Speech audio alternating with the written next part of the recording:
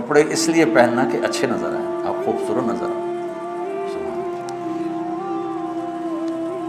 ہمارے پتہ مولوی کے بارے میں کیا تاثر ہے کہ اس کے میلے کپڑے ہوں اور وہ پرانی سائیکل پر چڑھا ہوا، اس کا مڈگارڈ بھی کوئی نہ ہو اور اس کی بریکیں بھی کوئی نہ ہو اور وہ پاؤں سے بریک لگاتا ہو۔ یہ تو ہے مولوی، اور جس کے کپڑے اچھے ہوں، گھر اچھا ہو، سواری اچھی ہو، وہ مولوی ہے ہی۔ مجھے ایک نوجوان نے پکڑ لیا، تم کیسے مولوی، اتنی بڑی بڑی گاڑیوں پہ چڑھتے ہو اور اتنے تمہارے پاس جائیداد ہے، اور مولوی تو سائیکل پہ ہوتے ہیں۔ یہ انگریز نے تاثر بٹھایا ہماری نسل میں مولوی کے بارے میں۔ تو میں مہنگے کپڑے نہیں پہنتا ہوں، میں صاف ستھرے کپڑے پہنتا ہوں اور صاف رہنے۔ اب میں جب مدرسے آتا ہوں آپ کو دیکھ کے میری طبیعت خوش ہو جاتی ہے کہ سارے ماشاءاللہ اجلے اجلے نظر آتے ہیں، اور کوئی ماشاءاللہ نسواری کوئی نہیں ہے، سارے صاف ستھرے خوشبودار، تو اچھے لگتے ہیں۔ اور خاص طور پر جب آپ گھر جاؤ جن کی شادیاں ہیں، بہت اپنا خیال کرو۔ حضرت عبداللہ بن عباس نے فرمایا انا اتزین لزوجتی کما احب ان تتزین لی۔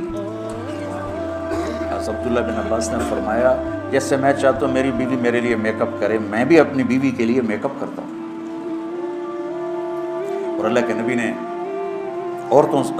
نبی نے واضح فرمایا تزینوا لنسائکم، اپنی بیویوں کے لیے زیب و زینت اختیار کرو، یہ عین دین ہے۔ اگر اللہ نے دیا ہے تو یہ ایک حدیث ہے کہ ایک صحابی کو بھیجا، وہ گئے ہوئے تھے اونٹ چرانے، ثم ادبر یذهب فی الظہر وعلیہ بردان لہ قد خلقا۔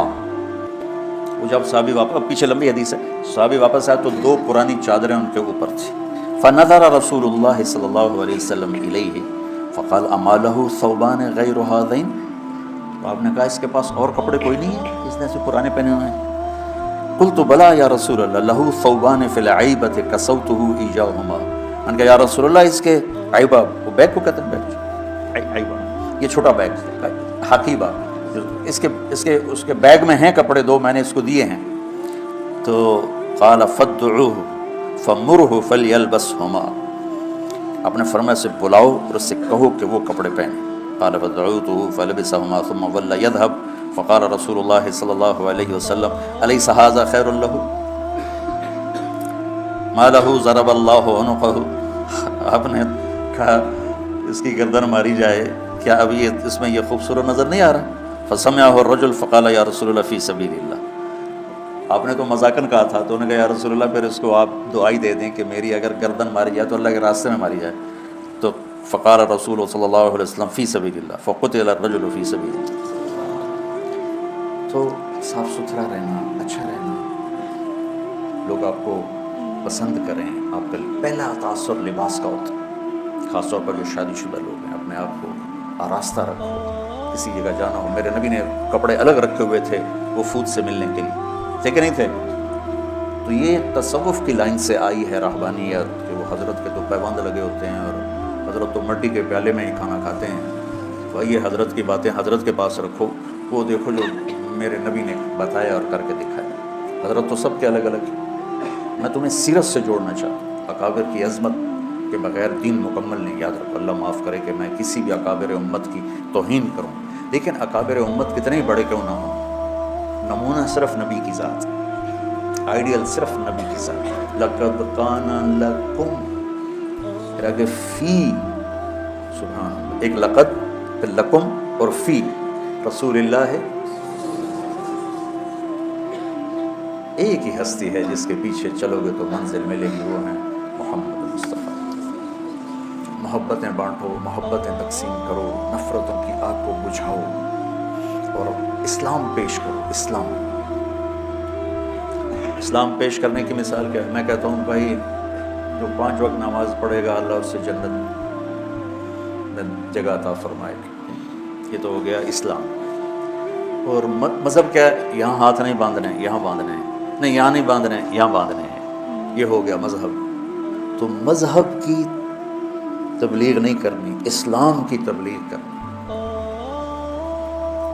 اپنی ذات کے لحاظ سے میں بار بار دہراتا ہوں، کہ میری بات کو کوئی غلط نہ لے جائے. اپنی ذات کے لحاظ سے ہم امام ابو حنیفہ کے فتویٰ کو مانتے ہیں، اور امام ابو حنیفہ کے مذہب کی وہ تعبیر جو اکابر دیوبند نے کی ہے اس کو ہم راجع مانتے ہیں، راجع یعنی زیادہ صحیح مانتے ہیں. باقی سب کی عزت کرتے ہیں، سب کا احترام کرتے ہیں، سب کو سلام کرتے ہیں. ہمارے اکابر کا حال یہ تھا کہ مولانا اشرف علی تھانوی رحمۃ اللہ علیہ کی مجلس میں کسی نے کہہ دیا احمد رضا خان بریلوی، تو حضرت تھانوی اس پر شدید ناراض ہوئے. حضرت تھانوی کا تو فوری پکڑ ہوتی تھی نا، اتنے بڑے عالم کو اس طرح بے ادبی سے پکارتے. ہم تو اپنے اکابر کے ہی سیرت اور اخلاق نہیں جانتے کہ انہوں نے کس طرح سلوک کیے. آج جو ہو رہا ہے وہی ڈول گلے میں ڈال کے بجائی جا رہے.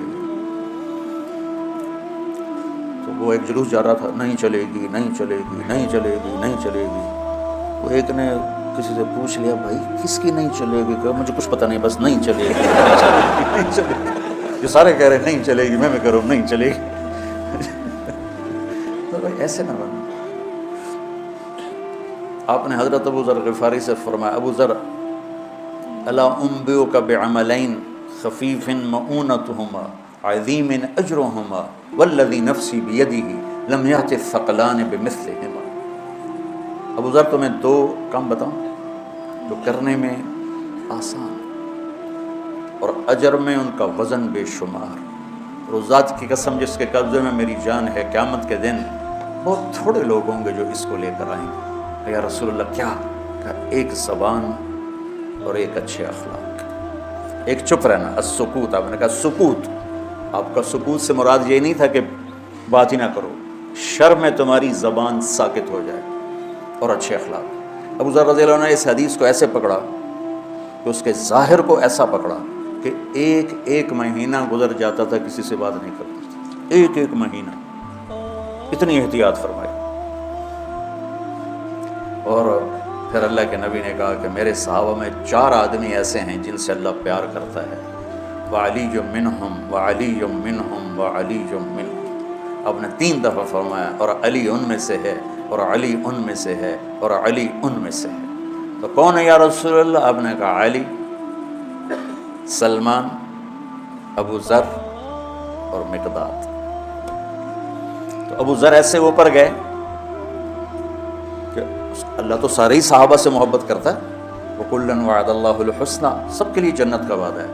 لیکن یہ 4 کا خاص طور پہ نام لے کر فرمایا. پر حضرت علی کا نام 3 دفعہ دہرایا اہمیت بیان کرنے کے لیے. بچوں میری یہ زندگی بھر کی نصیحت ہے، صرف اس درس کی نہیں، کہ اپنی زبانوں پہ قابو رکھنا. جہاں رشتے قریب کے ہوتے ہیں نا، وہاں زبان پہ قابو پانا مشکل ہوتا ہے. کوئی پرایا گالی بھی نکال دے تو آدمی پرواہ نہیں کرتا ہے، اور اپنا اوے بھی کر دے تو دل پھٹ جاتا ہے. تو اپنوں میں پھر خاص طور پر بعضوں کی شادیاں ہو چکی ہیں، بعضوں کی ہوں گی، بیوی اور خامد کے رشتے میں بچوں محبت کو باقی رکھنا، اور حسن سلوک کو باقی رکھنا، اور میٹھے بول کو باقی رکھنا، یہ تمام رشتوں میں سب سے زیادہ اہم اور افضل